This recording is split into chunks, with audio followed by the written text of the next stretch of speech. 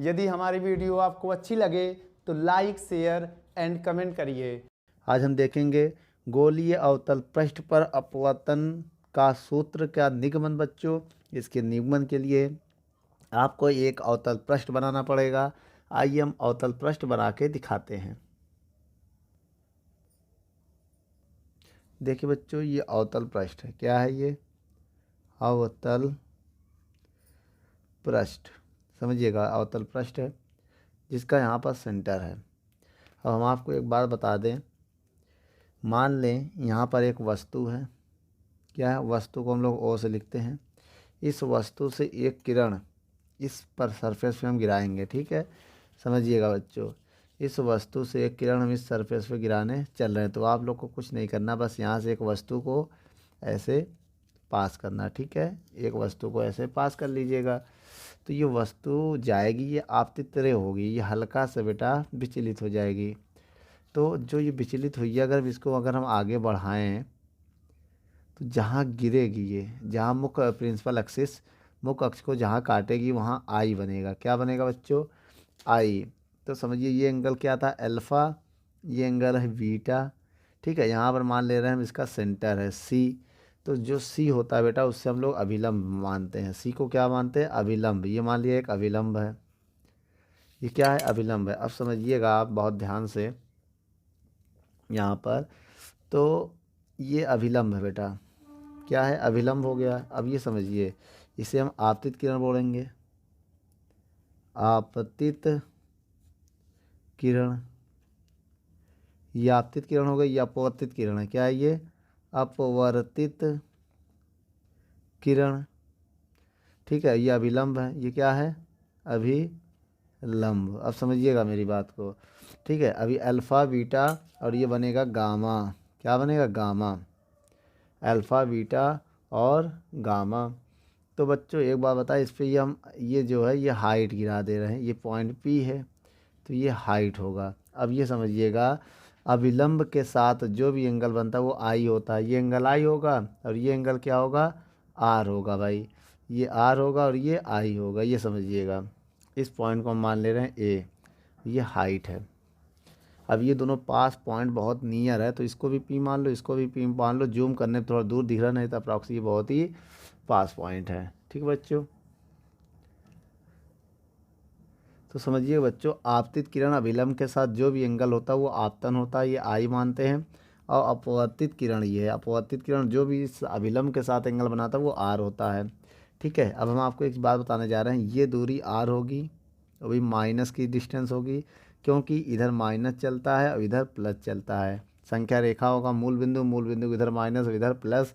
इधर का अपवर्तनांक n1 होगा, इधर का अपवर्तनांक n2 होगा। बेटा ये कांच है ना, इधर का अपवर्तनांक n2 होगा। अब ये समझिएगा, ये प्रतिबिंब की दूरी v होती है। क्या होगी?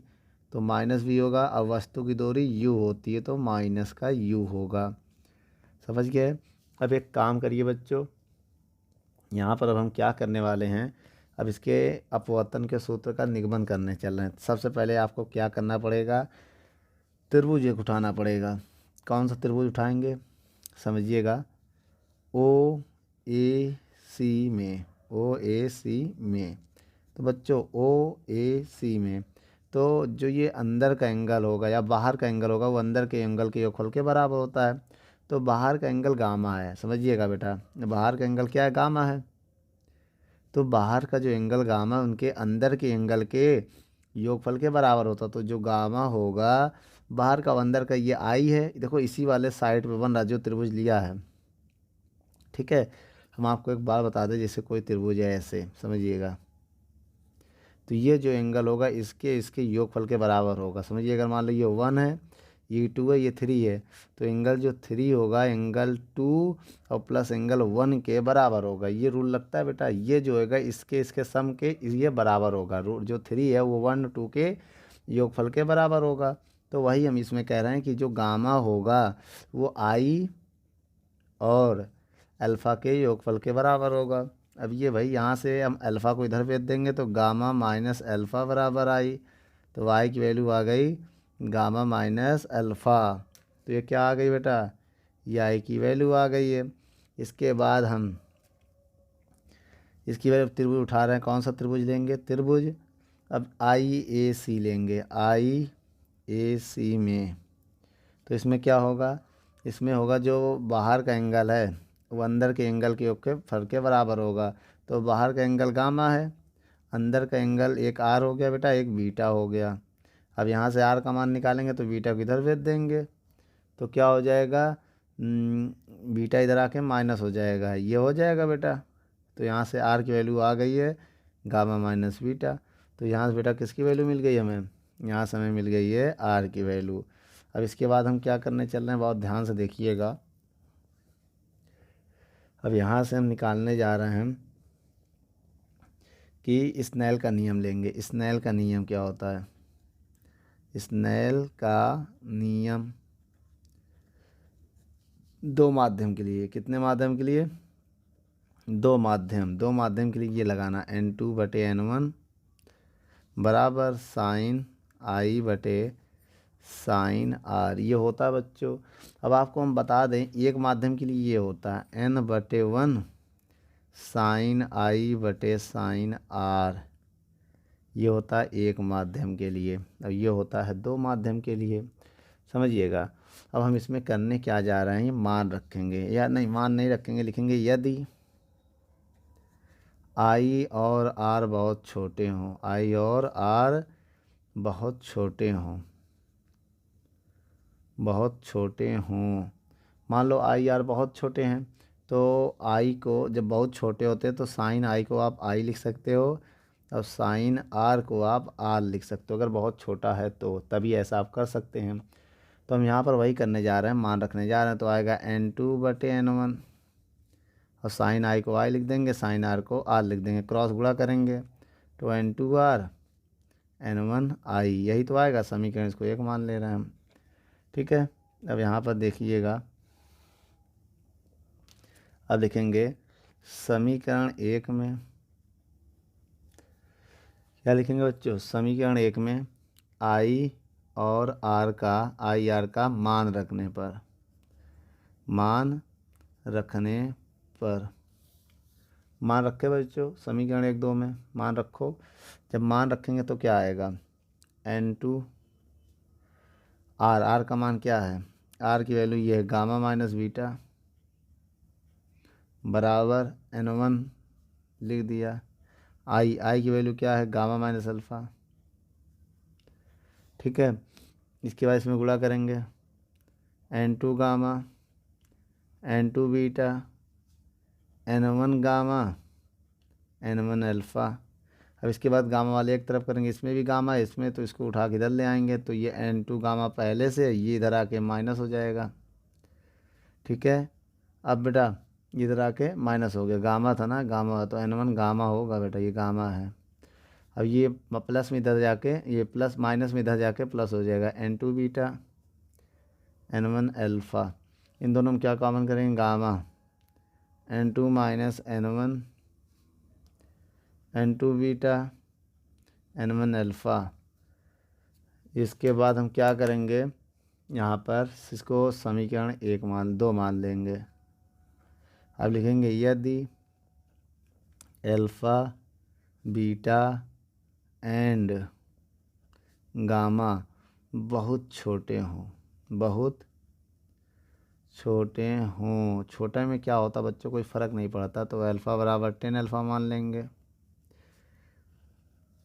बीटा बराबर 10 बीटा मान लेंगे,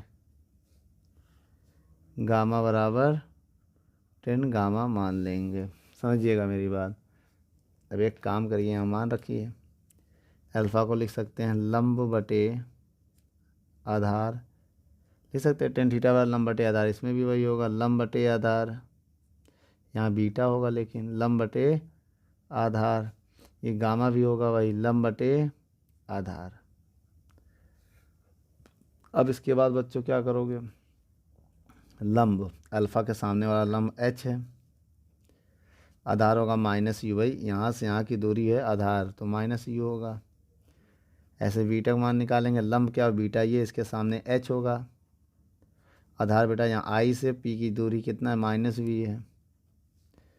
ऐसे यहाँ से निकालेंगे, गामा का वैल्यू लंब h होगा, आधार क्या होगा बेटा, यहाँ से यहाँ की -r। अब ये सारे मान हम रखने जा रहे हैं, कहाँ रखेंगे बेटा, ये सारा मान रखेंगे समीकरण 1 में, समीकरण 2 में। समीकरण 2 में अल्फ़ा बीटा एंड गामा का मान रखने पर, रखो बेटा। गामा की वैल्यू क्या है, गामा की वैल्यू है h/-r n2 बराबर n2, बीटा की वैल्यू है h/-v -n1, अल्फ़ा की वैल्यू क्या है h/-u। तो बेटा एक काम करो, h कॉमन कर लो, इसको ऐसे लिख सकते हैं -h n2 -n1/r। h common कर लिया, माइनस का माइनस भी कॉमन कर लिया बेटा, माइनस का h कॉमन कर लिया, समझिएगा। तो माइनस का h कॉमन हो गया तो n2/v बचेगा, अब माइनस ये कॉमन हो गया, ये h कॉमन हो गया तो n1/u बचेगा।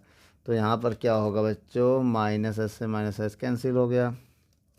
अब बताइए फार्मूला क्या बचा मेरे पास, जो बचा उसको नोट कर लीजिए, n2 -n1/r बराबर n2v n1u, ये बचा है हमारे पास। अब इसे एक माध्यम में बदल दो बेटा, एक माध्यम में अगर बदलोगे तो कैसे चेंज होगा, वन मीडियम में। देखो यहाँ पर इन दोनों कंपेयर करो, जहाँ n2 वहाँ n, जहाँ n2 वहाँ n, जहाँ n1 वहाँ 1 है, तो ये रख दो, अपने आप बदल जाएगा। तो आपको करना क्या है, यहाँ पर बहुत ध्यान से देखिएगा, n2 की जगह n रख दो और n1 की जगह 1 कर दो, क्योंकि तुलना करेंगे तो n की जगह n2 है, देखो n1 की जगह 1 है, तो n1 की जगह 1 इसमें रखो, तो क्या आएगा बेटा फार्मूला, n-1, भाई n-1 आएगा बटे r बराबर यहाँ n/v हो जाएगा -1/u हो जाएगा, तब ये फार्मूला लगेगा। समझ गए बेटा, एक माध्यम के लिए, ठीक है। अब यहाँ समझ लीजिए सारी वैल्यू है क्या, सबके नाम समझ लीजिए। n क्या है, अपवर्तनांक, अपवर्तनांक, n क्या है, अपवर्तनांक। और बेटा v क्या है, प्रतिबिंब की दूरी, प्रतिबिंब की दूरी। u क्या है, वस्तु की, अपवर्तनांक, वस्तु की दूरी।